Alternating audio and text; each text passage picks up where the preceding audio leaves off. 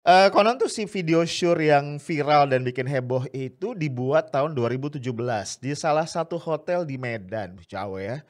Dan kemudian, apa namanya, yang bikin juga lebih seru ya, seru apa parah ya, apa bikin tambah rame ya, ketika itu Giselle masih statusnya adalah istri dari Gading Marten. Gila gila gila gila.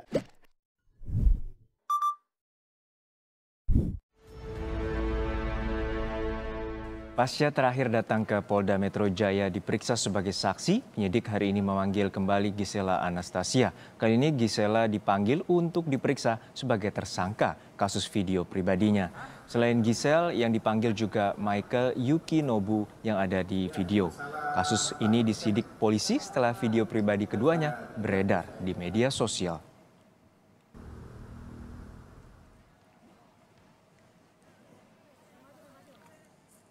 Lalu bagaimana jalannya pemeriksaan terhadap Gisela Anastasia dan juga Michael Yukinobu? Kita temui rekan kami di Polda Metro Jaya, ada jurnalis Kompas TV Feni Sinuraya. Feni, Giselle dan Michael sudah hadirkah di sana? Ya, selamat siang, Maidop dan juga saudara. Hingga pukul 11:15 siang hari ini, untuk tersangka Giselle masih belum nampak hadir di Dirkrimsus Polda Metro Jaya. Sementara untuk satu orang tersangka lagi, yakni Michael Yukinobu de Vretes, tadi pada pukul 10:15 sudah hadir dan sekarang sudah memulai pemeriksaan. Tadi Michael hadir pada pukul 10:15 dan kemudian menjalani rapid test terlebih dahulu. Setelah hasilnya diketahui non-reaktif atau negatif, barulah kemudian pemeriksaannya dimulai. Tadi kami sempat mencari konfirmasi kepada pihak kuasa hukum Giselle Anastasia terkait dengan kehadiran Giselle pada hari ini. Namun hingga siang hari ini masih belum ada konfirmasi apakah Giselle akan datang untuk memenuhi panggilan pemeriksaannya sebagai tersangka atau tidak. Ini memang merupakan pemeriksaan perdana bagi kedua setelah ditetapkan sebagai tersangka. Kepolisian sebelumnya juga sempat memeriksa Giselle begitu beberapa kali dalam kapasitasnya sebagai saksi, dan kemudian pada 29 Desember 2020 lalu menetapkan keduanya sebagai tersangka setelah melewati sejumlah gelar perkara dan juga beberapa kali pemeriksaan saksi. Dari pihak penyidik Dirkrimsus Polda Metro Jaya, Maidop, ini mereka menyebut ada unsur kelalaian yang kemudian inilah yang harus digali lebih dalam begitu dalam pemeriksaan tersangka pada hari ini. Dari keterangan ataupun juga dari informasi yang kami peroleh melalui Kabid Humas Polda Metro Jaya, Kombes Pol Yusri Yunus, memang sudah ada pengakuan dari Giselle bahwa memang Giselle yang berada dalam video berkonten dewasa tersebut. Video tersebut dibuat pada 2017 dan di Kota Medan dan kemudian dikirim dari handphone Giselle kepada handphone Michael. Proses pengiriman inilah yang kemudian diduga sebagai unsur kelalaian sehingga kemudian video berkonten dewasa tersebut sempat viral dan meresahkan masyarakat. Sebelumnya gue nggak update ya sama kasus orang-orang top ya kayak Giselle sama Nobu ini ya. Tapi terus ada temen gue yang posting di salah satu WA group di mana gue jadi anggota di situ. Gue tuh jadi anggota dari 70-an WA group, kebayang gak sih lemotnya nih ya gadget gue. Nah gue baca karena gue lagi iseng ya, gue baca asik juga ya. Paling gak sih jadi apa ya, jadi selingan lah, jeda dari kesumpekan masalah-masalah politik ya. Ternyata jadi jurnalis sekaligus pengamat politik itu capek juga bro ya.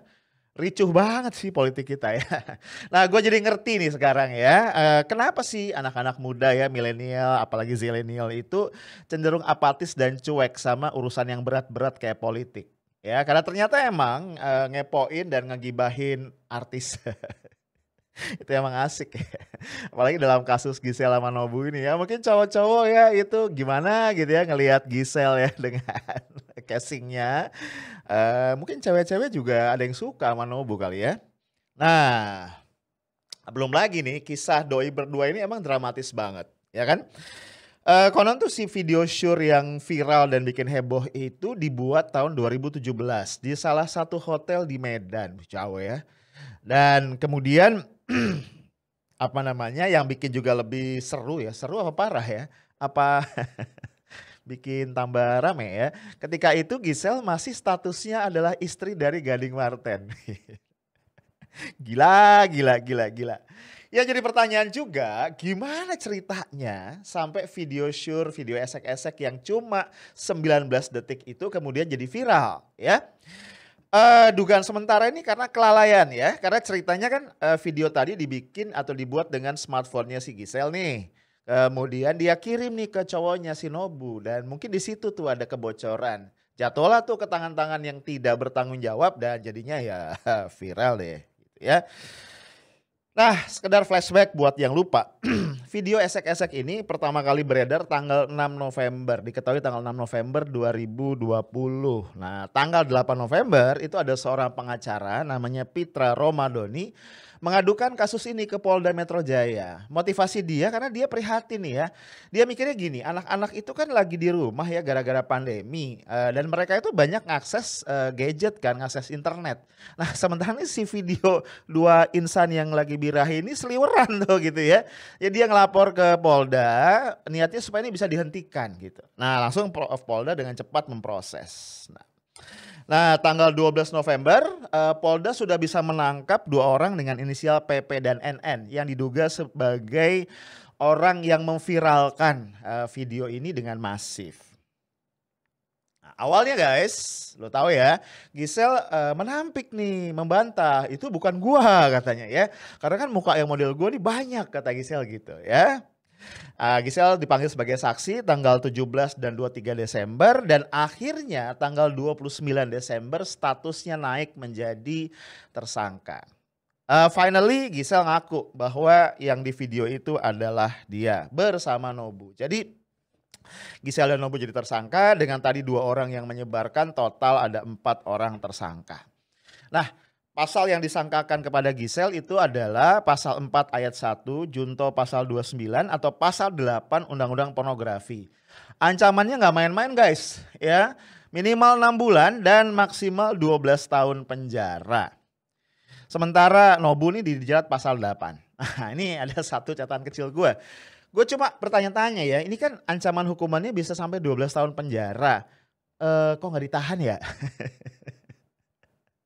Nggak, gue cuma ngebandingin aja HRS ya, kan lo tahu ya, dalam kasus kerumunan di Petamburan itu disangkakan pasal yang berkaitan dengan apa namanya menghasut ya kalau gue nggak salah ya, dan juga melawan petugas gitu yang hukuman maksimalnya itu 6 tahun. Itu aja ditahan bro, dan menahannya juga dramatis gitu. Ini Giselle nggak ditahan ya, 12 tahun bro. Nah cukup detail kan, cukup detail ya pengetahuan gue tentang kasus ini. Lu nilai deh, gue udah cocok belum sih jadi presenter acara infotainment, acara gosip di TV. Kalau udah nih channel gue tutup nih, gue pindah jadi presenter TV swasta ya. Nah guys, banyak netizen yang menghujat Giselle. Tapi yang ngebela juga banyak ya. Nah yang ngebela ini rata-rata nganggap bahwa Giselle ini korban. Ya korban dari bukan pelaku nih, dia korban. Dan apalagi sempat beredar juga ya chat lawasnya si Nobu yang itu terkesan dia jadiin Giselle ini sebagai bahan candaan ya. Bahan lucu-lucuan sama teman-temannya.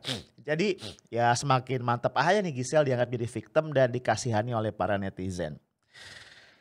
Nah pertanyaannya ya, kenapa kasus Giselle tuh jadi viral banget? Iya kan? Semua kasus yang lain itu kalah bro. Tewasnya 6 pemuda warga negara Indonesia di kilometer 50 tol Jakarta Cikampek kalah. Penersangkaan Habib Rizik Syihab kalah. Pembubaran FPI kalah. Korupsi Benur, korupsi Bansos itu kalah viral sama kasusnya Giselle. Kenapa ya? Nah, gue punya beberapa dugaan ya. Pertama, bisa jadi ini terkait sama riset ya. Beberapa riset itu mengkonfirmasi yang namanya anak-anak milenial ya, itu memang cenderung praktis dan pragmatis gitu ya. Sebagian besar ya, gue tahu sebagian besar apa sebagian ya. Mereka itu nggak suka hal-hal yang ribet dan butuh mikir dalam-dalam. Ya jadi kalau yang ringan, yang crunchy gitu ya, yang gampang dicerna, yang gampang diomongin gitu, yang enak diobrolin itu pasti jauh lebih diminati. Jadi memang agak susah ya ngajak anak milenial ngobrol misalnya, punten ya, nasib bangsa ya, bagaimana terancamnya demokrasi kita gitu. Nggak tahu ya, kayaknya nggak banyak tuh yang minat diajak diskusi yang begituan. Yang kedua, ini kalau pakai teori sosiologi dikit ya, dikit nggak banyak. Bisa jadi ini gejala hyper reality. Ya, ini konsep yang dijelasin sama banyak sosiolog pasca strukturalism. Salah satunya adalah Jean Baudrillard. Ini orang Perancis ya kalau gue nggak salah. Orang mana nih? Jadi ini adalah sebuah kondisi ya guys, di mana otak kolektif publik nih, otak kita nih terus digempur nih ya oleh informasi-informasi media. Yang di situ kecampur tuh antara yang benar-benar realita sama yang realitas semu atau realita palsu itu kecampur. Nah lama-lama karena digempur terus nih, kita kan beradaptasi ya, kita jadi nagih. Iya kan, ada orang yang suka banget sama gosip gitu kan, gak peduli itu gosip hoax atau beneran gitu ya. Jadi di otak kita ini terjadi pencampuran antara realitas sama imajinasi.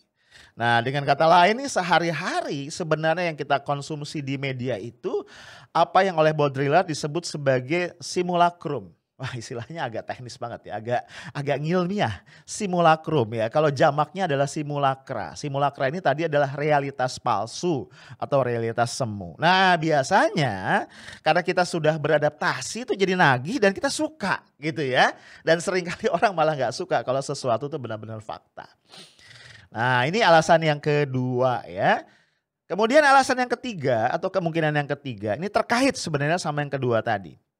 Nah otak manusia itu selalu mengategorikan informasi-informasi atau segala sesuatu yang dia alami itu masuk ke dalam dua kotak ya, dua wadah. Ada yang namanya pain, sesuatu yang menyakitkan, nyebelin, bikin capek, bikin puyeng, bikin mumet, itu pain. Sama pleasure. Pleasure ini sesuatu yang gimana? Menyenangkan, bikin happy, asik, enteng. Itu adalah pleasure. Nah, teorinya simpel banget ya. Otak kita itu cenderung menghindari hal-hal yang udah kadung dianggap pain. Dan dia ingin mengulangi sensasi hal-hal yang dia rasain sebagai pleasure. Nah sangat mungkin guys, berbagai kondisi kontemporer kita di tahun 2020 ya terutama ya. Apalagi yang berkaitan sama dunia politik. Tadi semua yang gua sebut itu ya. Tragedi kilometer 50 Japex, kemudian dibubarkannya FPI, pemerintah yang semakin represif, ekonomi yang berantakan, korupsi yang bertubi-tubi, semua itu ya, itu kemudian di otak publik itu direkam sebagai pain. Udah capek dia. Udahlah ekonomi melorot, gue di PHK juga misalnya begitu ya, aduh politik begini amat. Udah deh gue cari yang enak-enak aja deh. Ada nih kasus Gisel sama Nobu, langsung mata melotot semuanya. Nah guys, kembali ke ciri-ciri anak milenial tadi yang cenderung praktis, pragmatis ya dan gak mendalam. Ya, ini bisa lumayan jadi bahaya guys. Kalau Kalau anak milenialnya ini mulai masuk nih ke dunia politik. Ya bahaya. Karena sejatinya politik itu butuh pemikiran mendalam. Karena kan sebenarnya politik adalah cara kita mendistribusikan kekuasaan yang ujungnya sebenarnya harusnya kesejahteraan rakyat. Itu butuh pemikiran mendalam. Tapi ini yang masuk anak-anak milenial ya, yang masih ingusan, yang mikirnya pragmatis, praktis, pragmatis, ujungnya transaksional gitu. Nah kacau ya. Akhirnya apa? Mereka suka komen yang meledak-ledak ya kan, komen yang bikin sensasi gitu-gitu kan ya. Yang bikin kita aduh ini apa sih maksudnya gitu. Nah ini ada satu contoh nih ya. Ada satu politisi muda, cewek, cakep ya, dari Partai Gerindra. Nah beliau ini adalah keponakannya Pak Prabowo Subianto. Jadi kalau nggak salah anaknya Om Hashim Joyo Hadikusumo ya. Namanya Rahayu Saraswati Joyo Hadikusumo. Panggilannya Sarah ya. Nah apa yang bikin heboh? Dia sempat bilang kalau partainya Gerindra itu mendukung langkah pemerintah ngebubarin ormas yang dianggap intoleran. Tajam bener ya. Nah Walaupun Sarah nggak nyebut nama ormasnya, tapi ya kita tahu lah ya ribut-ribut belakangan ini. Besar kemungkinan yang dia maksud adalah FPI ya. Gue nggak berani sebut kepanjangannya. Kalau benar yang dimaksud adalah FPI, ya kayaknya benar sih ya. Ini ya sangat disayangkan gitu loh. Ya, kenapa sangat disayangkan? Satu ya, ini dalam perspektif yang agak-agak personal ya. Kayaknya Sarah lupa ya, mengalami amnesia ya. Bahwa omnya Prabowo Subianto itu bisa nyapres di tahun 2019 karena didukung oleh umat Islam. Betul gak sih? Dan salah satu motor utama yang mendukung itu adalah Habib Rizik Syihab dengan FPI-nya gitu. Jadi ini bisa dikutuk nih jadi malin kundang versi cewek. Atau kalau peribahasa itu lupa kacang pada kulitnya. Lupa kacang pada kulitnya. Kan kacau gitu. Nah, dalam perspektif yang lebih serius nih, yang lebih makro, ini kayaknya Sarah ini enggak apa cupet, apa gimana gitu. Enggak ngelihat bahwa persoalannya bukan FPI. Hari ini FPI, kemarin HTI, besok-besok bisa yang lain. Dalam artian apa? Ini adalah presiden buruk dalam sebuah negara demokrasi di mana satu ormas itu bisa dibubarkan dengan semena-mena oleh pemerintah tidak lewat proses pengadilan atau due process of law. Ini kan penghinaan terhadap logika demokrasi dan juga penistaan terhadap hak asasi manusia. Wabil khusus adalah hak masyarakat, hak warga negara untuk berserikat, berkumpul dan mengemukakan pendapat. Gua nggak tahu apakah Sarah nggak paham, masa iya ya, kayaknya dia pendidikannya cukup bagus deh gitu ya. Atau dia lupa, ya tadi amnesia, atau dia punya kepentingan, I don't know. Apapun itu, sebagai politisi muda gue sangat sayangkan. Karena dari seorang politisi muda, yang namanya anak muda itu kan berpikirnya tajam, jernih gitu ya. Dan kita harapkan tidak mengulangi kejorokan kelakuan para seniornya. Nah itu yang kita harapkan dari seorang muda yang terjun ke dunia politik. Nah guys, untung aja nih kemudian pernyataan sembrono dan jorok dari Sarah itu dibantah oleh sejawatnya Fadlizon ya. Bung Fadil dengan tegas mengatakan tidak ada keputusan partai, keputusan Gerindra mendukung pembubaran ormas tanpa keputusan pengadilan. Ya untung kalau enggak aduh itu Gerindra bisa dihujat rame-rame sama rakyat Indonesia ya. Nah guys, ternyata harapan itu masih ada. Ya, sebelumnya gue udah pesimis nih anak muda begini amat ya.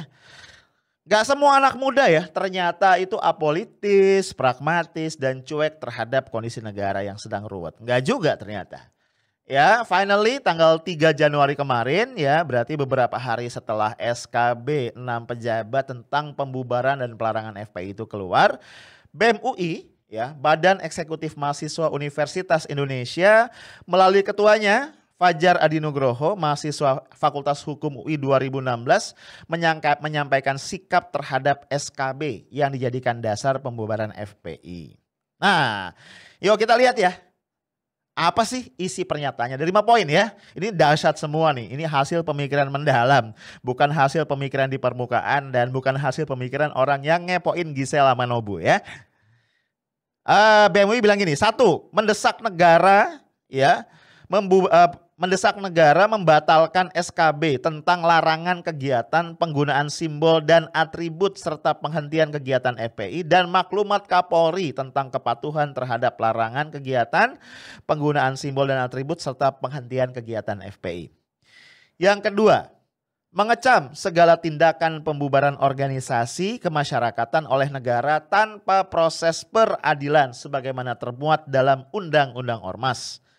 Yang ketiga, mengecam pemberangusan demokrasi dan upaya pencederaan hak asasi manusia sebagai bagian dari prinsip-prinsip negara hukum.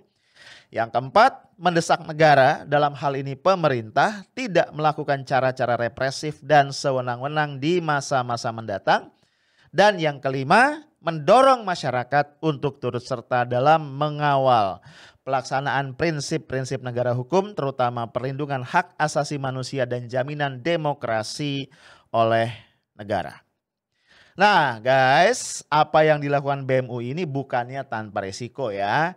Dari salah seorang pengurus Departemen Kastrat ya, Kajian dan Aksi Strategis, ini ada informasi bahwa sikap BEM UI tersebut sudah memicu reaksi atau teguran ya dari pihak Rektorat UI. Semangat adik-adik tetap ya, perjuangan tidak pernah mudah.